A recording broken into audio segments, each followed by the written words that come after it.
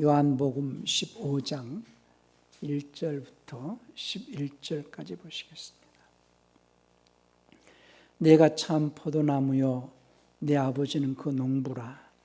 물은 내게 있어 과실을 맺지 아니하는 가지는 아버지께서 이를 제해 버리시고 무릇 과실을 맺는 가지는 더 과실을 맺게 하려 하여 이를 깨끗게 하시느니라. 너희는 내가 일러준 말로 이미 깨끗하였으니 내 안에 거하라. 나도 너희 안에 거하리라. 가지가 포도나무에 붙어있지 않냐면 절로 과실을 맺을 수 없음 같이 너희도 내 안에 있지 않냐면 그러하리라. 나는 포도나무에 너희는 가지니 저가 내 안에 내가 저 안에 있으면 이 사람은 과실을 많이 맺나니 나를 떠나서는 너희가 아무것도 할 수 없습니다. 사람이 내 안에 거하지 않냐면 가지처럼 밖에 버리워 말라지나니 사람들이 이것을 모아다가 불에 던져 사르느니라. 너희가 내 안에 거하고 내 말이 너희 안에 거하면 무엇이든지 원하는 대로 구하라. 그리하면 이루리라. 너희가 과실 많이 맺으면 내 아버지께서 영광을 받으실 것이요 너희가 내 제자가 되리라. 아버지께서 나를 사랑하신 것 같이 나도 너희를 사랑하였으니 나의 사랑 안에 거하라. 내가 아버지의 계명을 지켜 그의 사랑 안에 거하는 것 같이 너희도 내 계명을 지키면 내 사랑 안에 거하리라. 내가 이것을 너희에게 이르면 내 기쁨이 너희 안에 있어 너희 기쁨을 충만하게 하려 함이니라. 아멘. 오늘 설교 제목은 포도나무에서 떨어진 가지들의 결과는 어떻게 되는가? 포도나무에서 떨어진 가지들의 결과. 하나님은 농부이시다라고 주님께서 오늘 요한복음 15장 1절에서 비유로 말씀하십니다. 농부로 비유되시는 하나님께서 예수님을 세상에 보내신 것은 첫사람 아담이 불순종의 죄로 인하여서 마귀에게 속함으로써 온 인류는 이제 마귀 밭이 되어버렸죠. 그러니까 여기서 밭이라 하면 세상을 밭으로 비유하시는데 그 세상은 인류를 말한다라는 것을 늘 기억을 하시기 바랍니다. 하나님이 세상을 이처럼 사랑하사 했을 때에 그 세상은 인류, 모든 인류를 세상이라고 말한다. 세상을 사랑하사 독생자를 주었으니 할 때에 그 예수님은 인류를 위하여서 십자가에서 죽으신 분, 그래서 인류의 구세주가 되신 분, 예수는 인류의 구세주가 되셨고 인류를 원죄에서 구원하신 구세주이시다. 어떠한 특정한 사람만을 위하여서 그분이 죽으신 것이 아니고 온 인류를 구원하신 구세주이시다. 그 사실을 믿는 자들에게 이제 하나님께서 부르셔가지고 이제 너희가 구원받았으니 이제 생명의 말씀을 공급받아가지고 이제 영생을 얻게 하시려고 교회를 세우신 거거든요. 오늘 주님께서 비유하실 때에 아버지를 농부로 비유하셨고 그 농부 되시는 하나님께서는 예수님을 보내신 것은 마귀의 밭이 되어진 인류를 이제 하나님의 핏값 주고 사셔가지고 하나님의 밭으로 삼으셨다는 거예요. 그래서 고린도전서 3장 9절에서 너희는 하나님의 밭이요 라고 말할 때 너희는 물론 교회를 두고 말씀하시지만은 그 밭은 교회만이 밭이 아니고 온 인류가 하나님의 밭이 되었는데 특별히 자기 자신이 나는 하나님의 밭입니다 라고 고백하고 나온 그 무리들에게 하나님께서는 씨를 뿌리신다는 거죠. 그러니까 하나님께서 어디에 씨를 뿌리시느냐? 자신의 밭. 그래서 농부가 자기 밭에 좋은 씨를 뿌린다고 마태복음 13장 24절의 말씀에 있죠. 우리 마태복음 13장 24절에서 예수께서 그들 앞에 또 비유를 베풀어 가라사대 천국은 좋은 씨를 제 밭에 뿌린 사람과 같으니 할 때에 자기 밭에 뿌렸다라고 할 때에 하나님의 밭에 뿌린 사람과 같다. 하나님의 밭에 뿌렸다라는 거죠.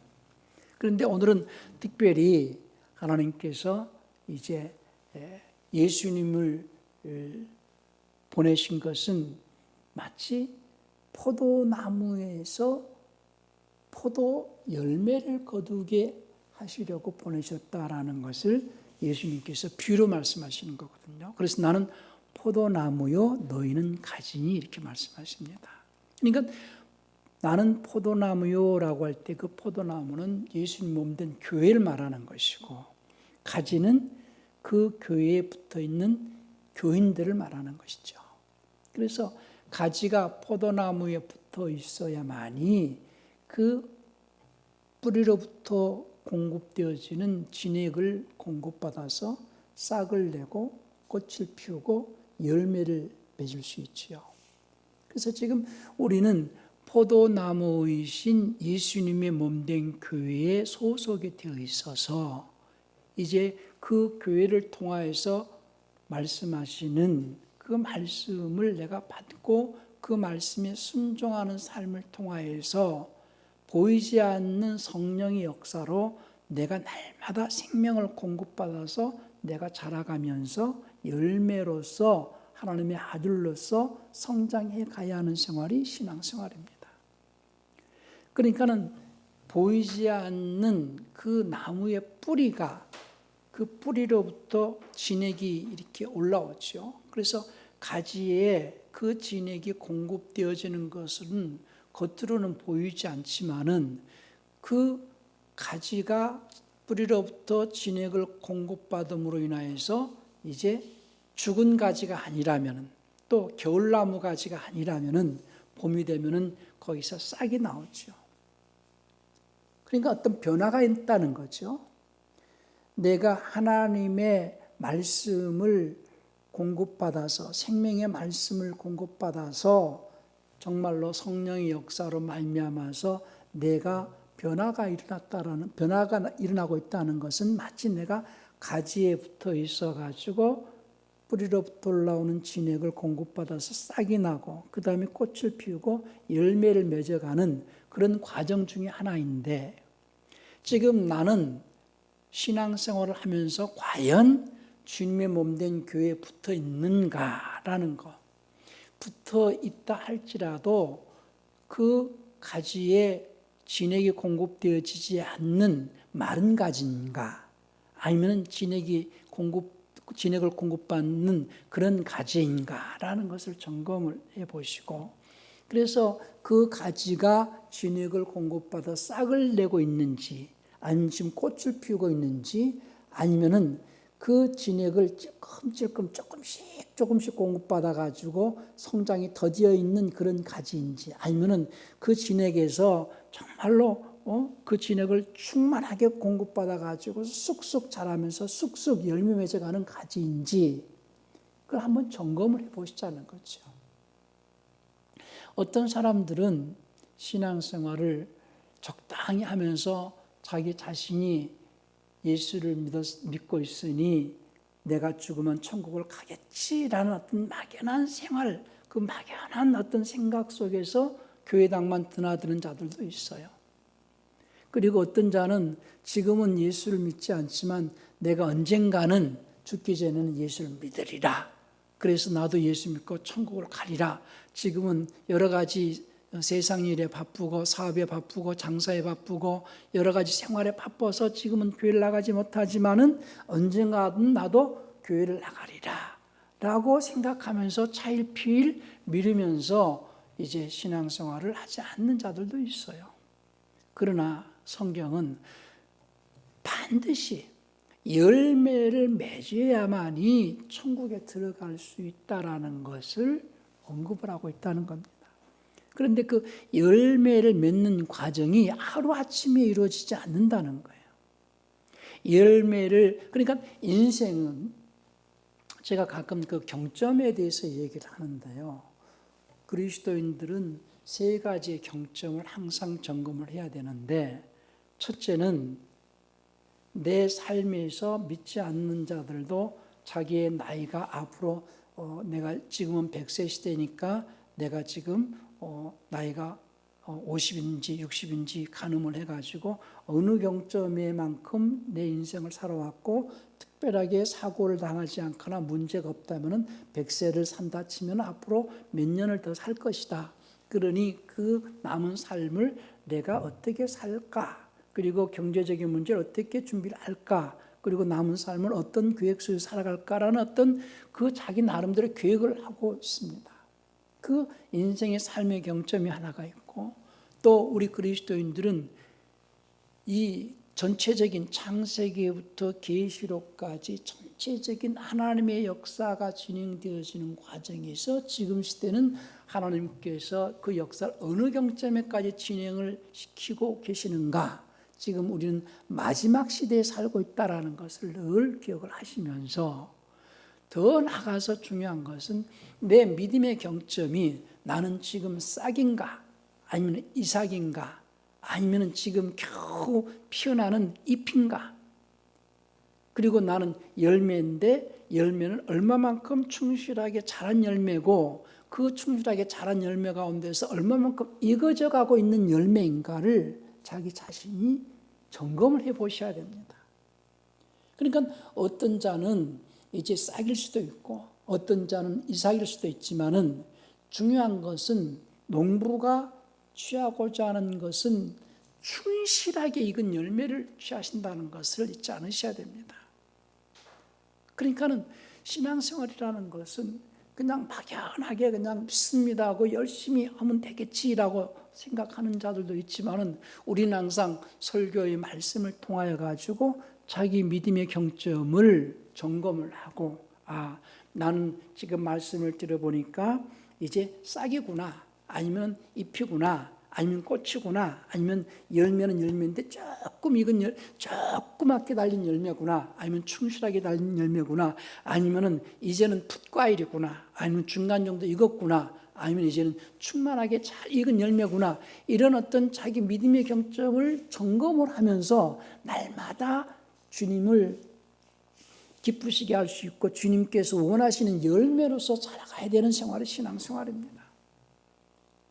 그러니까 우리가 착각하지 말아야 될 것은 자기 자신이 언젠가 내가 예수 믿는 순간에 나는 천국 간다, 그건 절대 있을 수가 없는 거예요.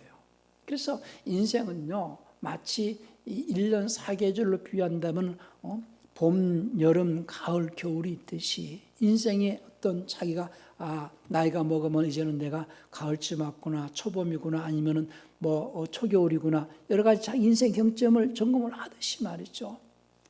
그래서 인생 전체의 어떤 그 삶을 갖다가 계절로 따진다면은 그 계절 가운데에서 봄에는 씨를 뿌려야 되고, 여름에는 그 씨가 나가지고 이제 열매를 맺어야 되고, 가을에는 익어가야 되는데, 내 믿음의 경점은 지금 여름인지 가을인지 봄인지 겨울인지 그걸 잘 점검을 하셔가지고 전체 자기 인생의 경점에서 믿음의 열매를 맺을 수 있는 시기가 어느 정도 와 있는지를 점검을 해봐야 됩니다.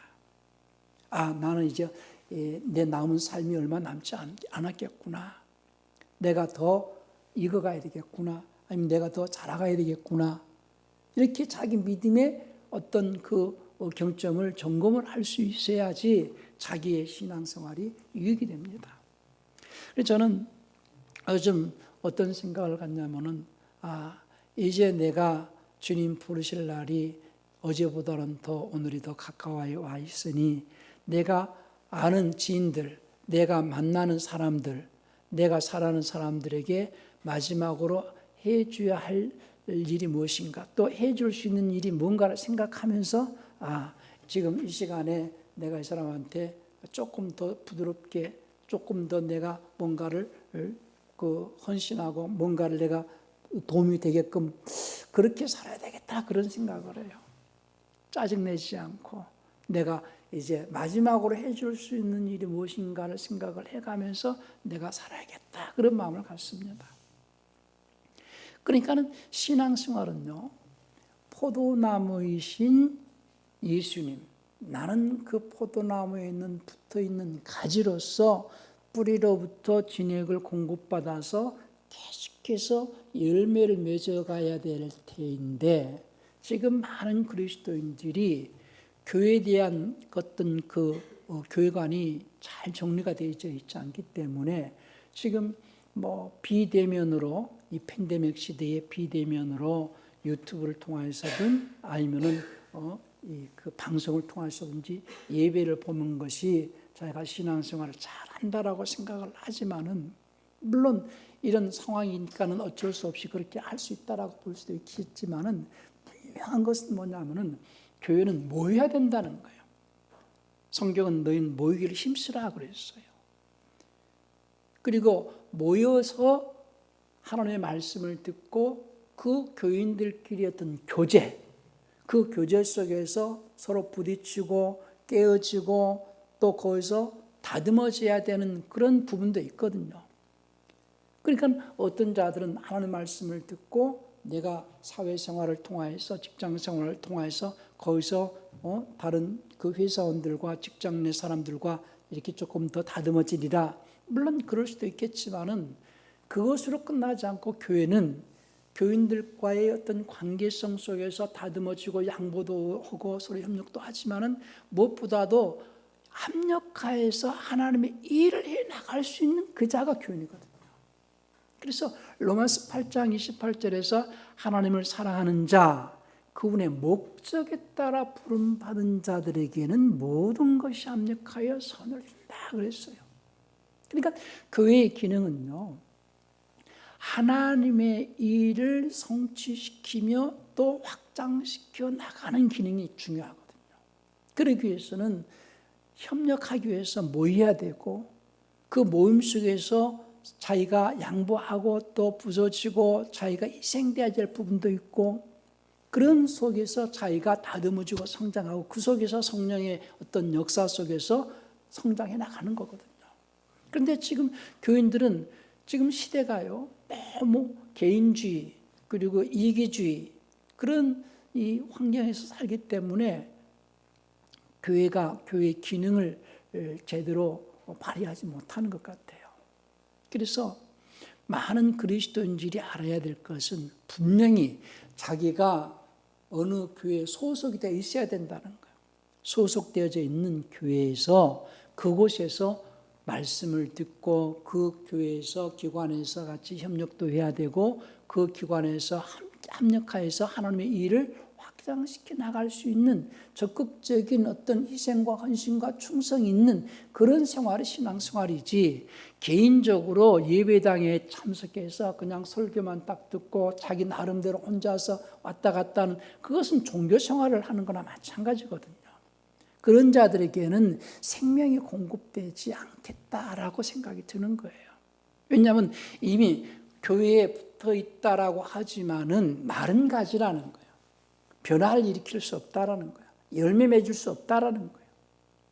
그런 관점에서 많은 그리스도인들이 마른 가지가 되어지거나, 아니면은 그 붙어 있어도 진액이 공급되어져야만이 싹이 나고 잎이 나고 꽃이 피고 열매 맺을 텐데, 그 가지에서 또 떨어져 있는, 요즘 비유로 말한다면은 어떤 분은 그런 표현을 하더라고요. 가나안 교인이라고. 안 나가 교인들. 교회는 안 나가고 자기가 혼자서 집에서 혼자서 예배를 본다, 이런 가나안 교인들이 많다는, 그 가나안 교인들이 200만 원인가 된다는 거예요. 붙어 있어도 진액을 공급받기가 어려울 터인데, 가지가 나무에 떨어져 있는 상태에서는 반드시 말라지게 될 것이고, 말라진 가지는 반드시 나중에는 버려질 것이고, 버려진 가지는 불사르게 될 거예요. 불사르게 된다는 건 지옥으로 보낸다는 거거든요. 그러니까 신앙인이 제일 중요한 것은 교회에 소속이 되어 있어라. 첫째, 소속이 되어 있어서, 그 소속이 되어 있다 할지라도 반드시 기관에 소속되어 있어야 된다. 그냥 교회당만 드나드는 그런 교인이 아니라 기관에 소속이 돼 있어가지고 그 기관에서 같이 협력하고 그 기관에서 교제도 하고 그 기관과 함께 하나님의 일을 확장시켜 나가는 그런 교인이 되어질 때에 생명이 공급되어지고 싹이 나고 잎이 나고 꽃이 피고 열매 맺어갈 수 있다는 거예요. 마치 군대를 가면은요, 군인이 대한민국은 육군이나 해군이나 있죠. 그러나 국방부 소속이 대한민국 국방부 소속이죠. 국방부 안에 육군도 있고 해군도 있고 그렇죠. 그러면 육군에 있다면 육군이 그 다음에는 어떤 사령부에 소속돼 있어야 되고 사령부 밑에 무슨 연대가 있고 대대가 있고 다음에 중대가 있고 소대가 있고 분대가 있고 그래서 그 어느 부대에 소속되어 있는지 그래서 군번이 있고 소속 부대에 있던 그 마크가 있고 그렇게 있을 때에 국방부에서 전체적으로 그 군인에게 지급되어지는 보급품이 있거든요. 그래서 소총이든 어떤 군화든 어떤 무기든 전부 그 소속되어져 있는 그에게 어떤 물품이 공급되어지듯이. 그러나 소속되어지지 않고 예를 들어서 전쟁에 나가지고 소속 부대를 잃어버려가지고 폐전병으로 혼자 돌아다닐 자는 절대로 보급품을 제대로 공급받을 수가 없고 제가 가끔 그 드라마 그 TV에서도 저는 뭐 드라마 이런 것보다도 아주 다큐 같은 걸 좋아하는데요. 동물의 왕국을 이렇게 잘 봐요. 그 동물의 왕국을 보면은요 사자가 어떤 그 짐승을 자꾸 노리느냐 물 위에서 떨어져 있는 그리고 연약한 자. 그러니까 절대적으로 연약하다 할지라도 무리 안에서 보호를 받는 자는 살아남을 수 있지만 사자의 표적이 되지 않아요. 근데 항상 사자가 그 물을 갖다 흐트리려고 애를 쓰거든요.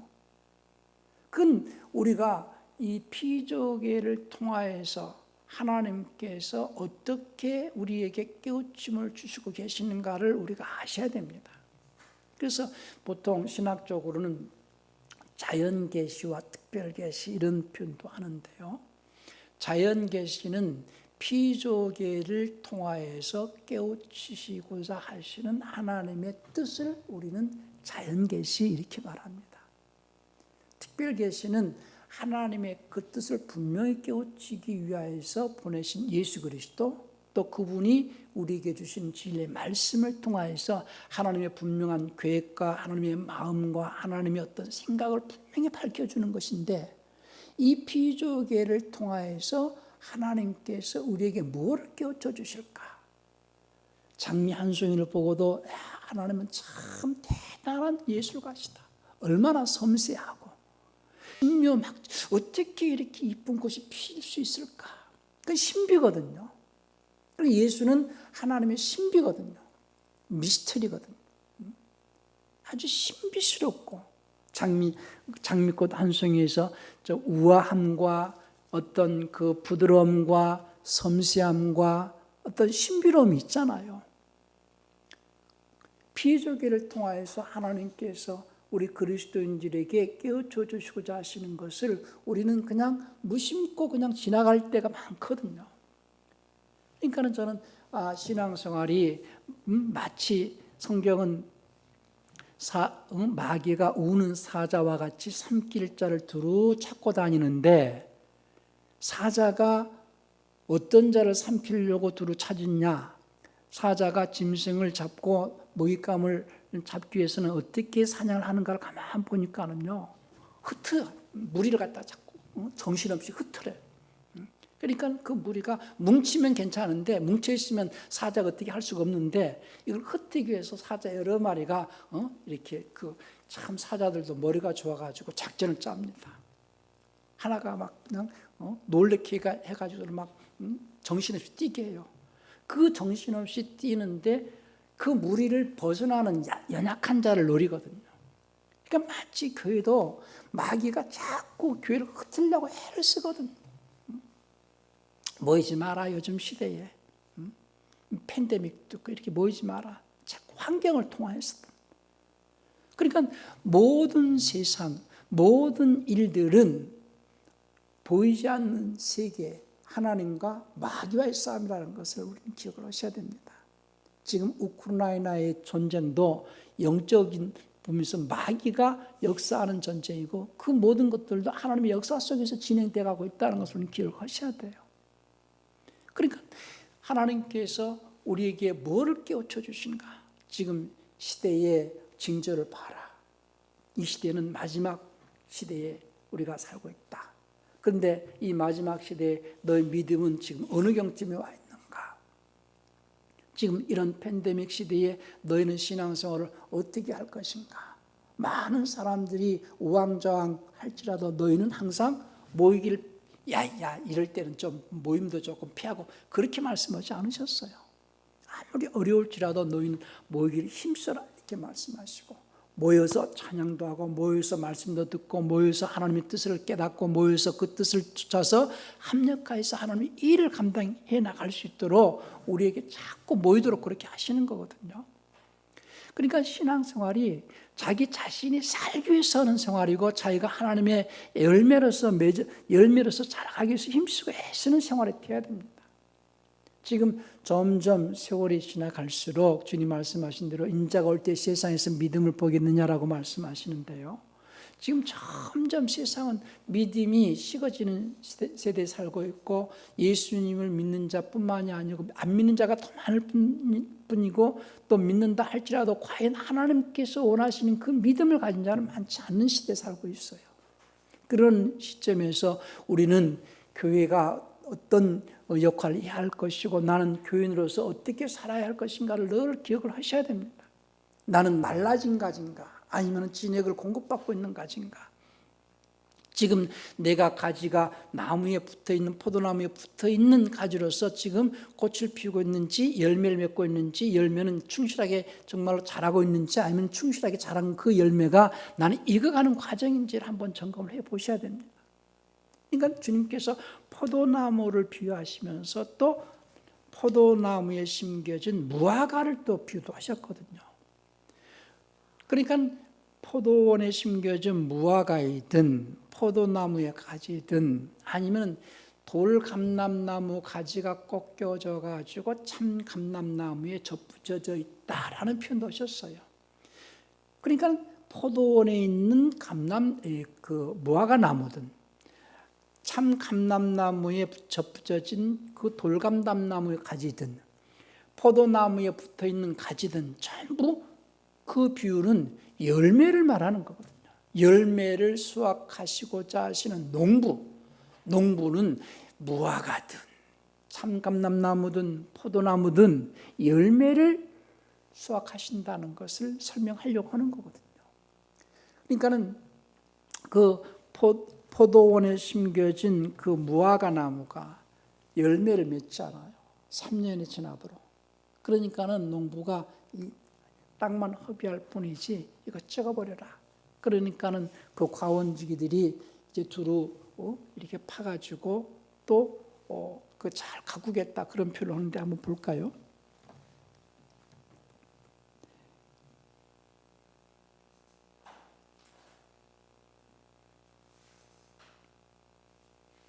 누가복음 13장 6절입니다.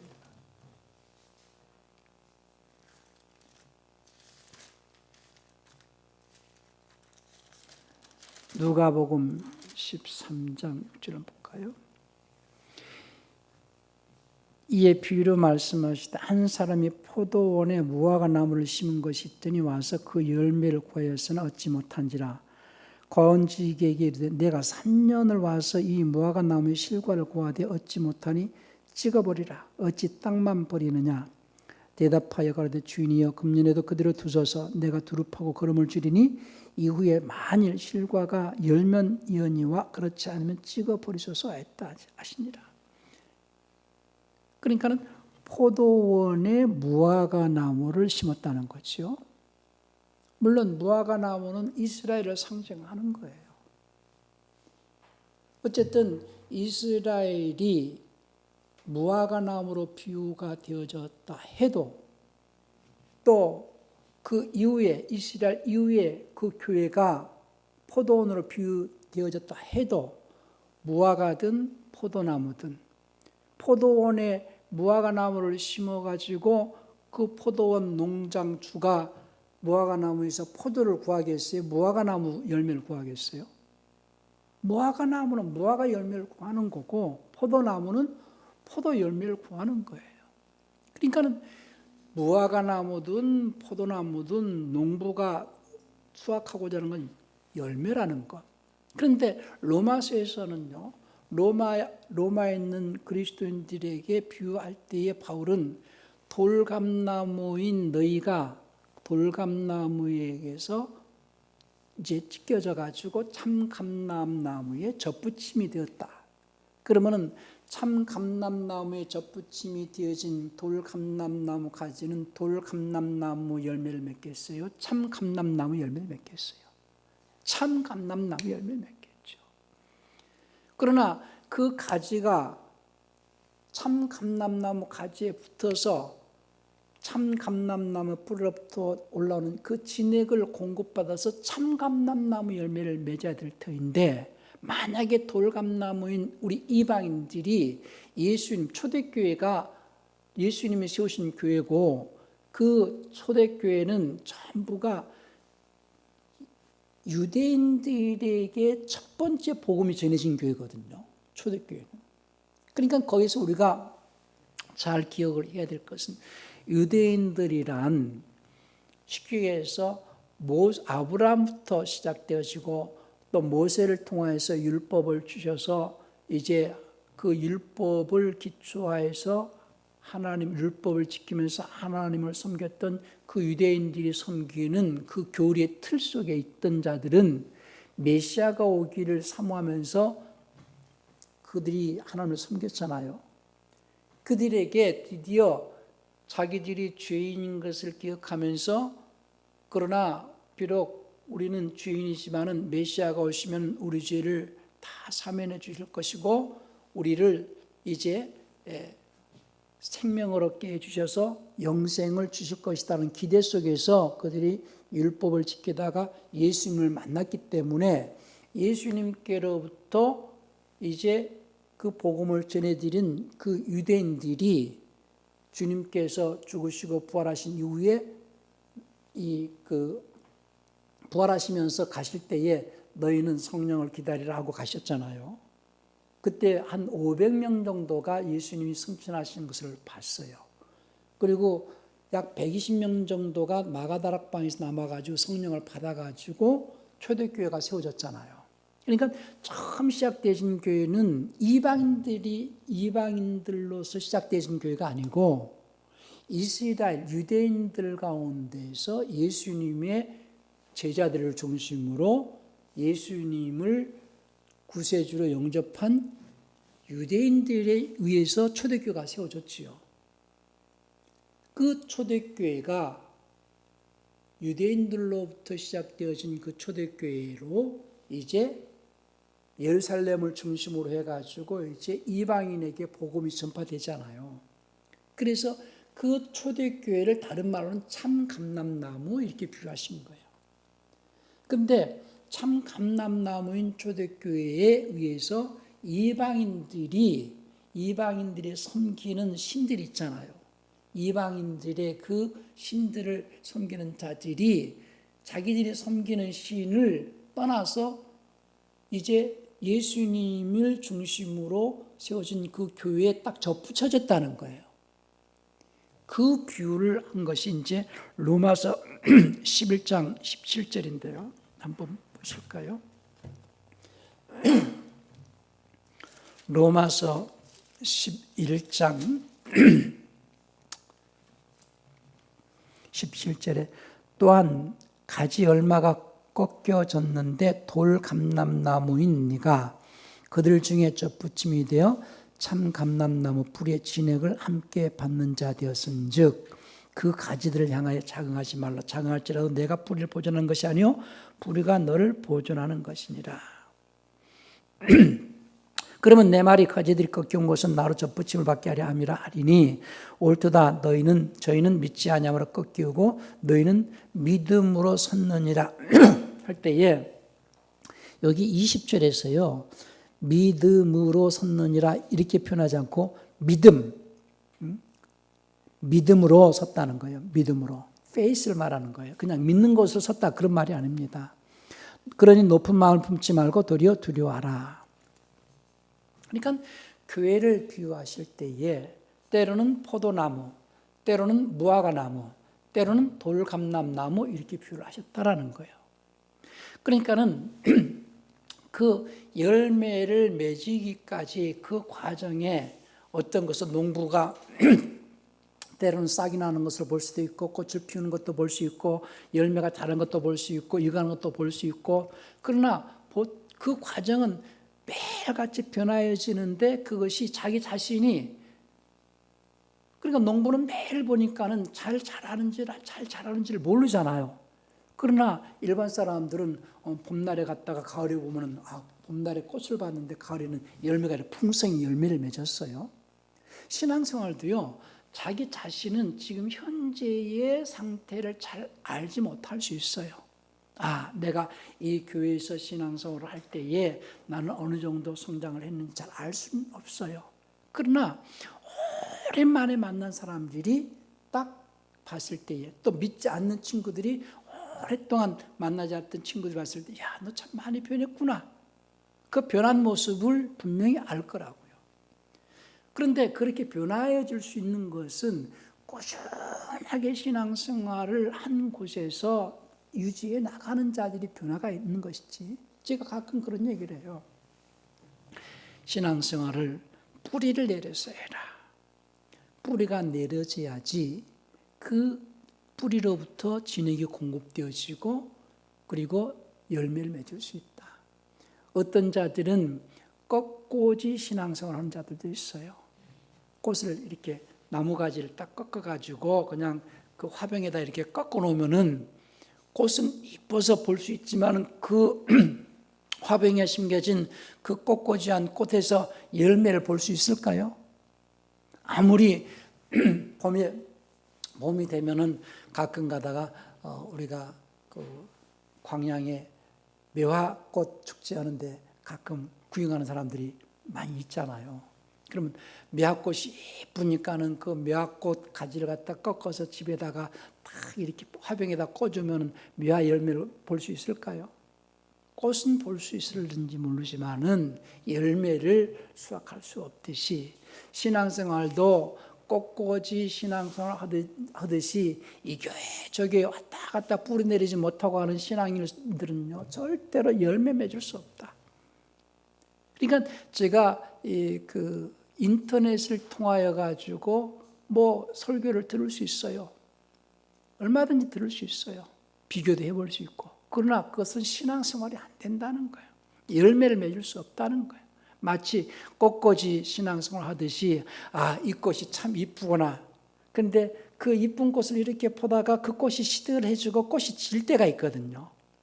그 꽃이 지고 난 다음에 조금 그 버지가 생길 때쯤 되면 이거 꽃이 다 떨어졌으니까 다른 꽃 보러 가자.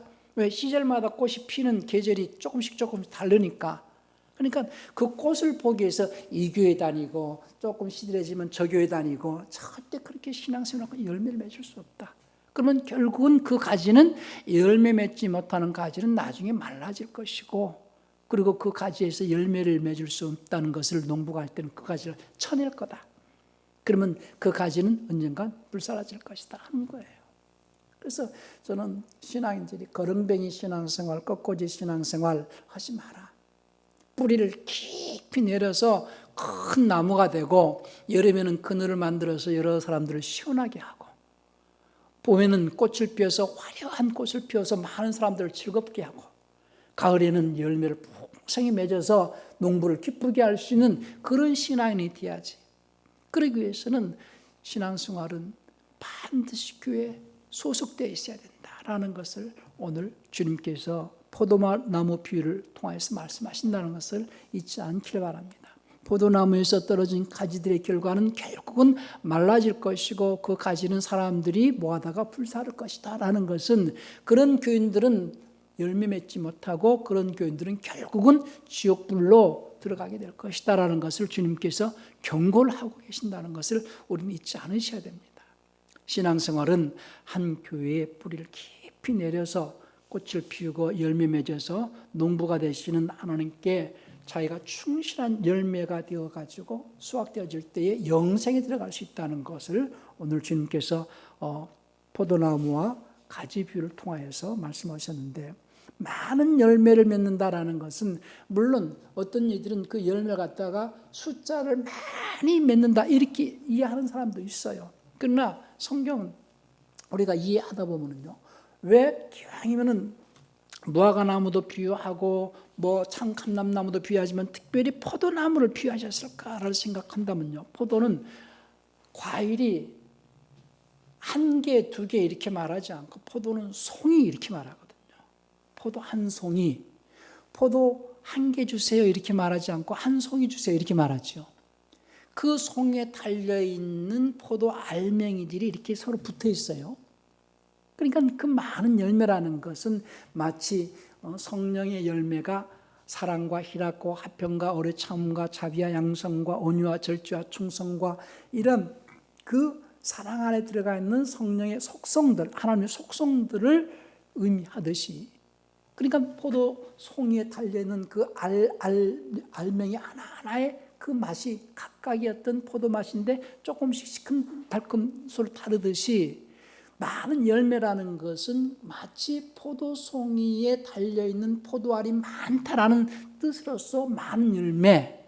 그런데 그 많은 열매는, 그러니까 어떤 사람은 온유하면서도 인내하지 못하는 자고 있고, 어떤 사람은 성질이 급하면서도 급한 사람일수록 화를 잘 내거든요.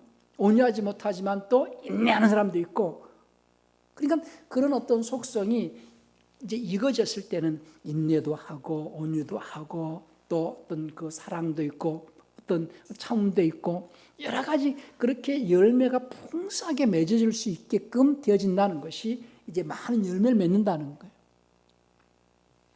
그런 표현에서 오늘 요한복음 15장에서 이제 절로 열매 맺는다라고도 말씀하셨고 또 많은 열매를 맺는다. 한번 다시 한번 보겠습니다.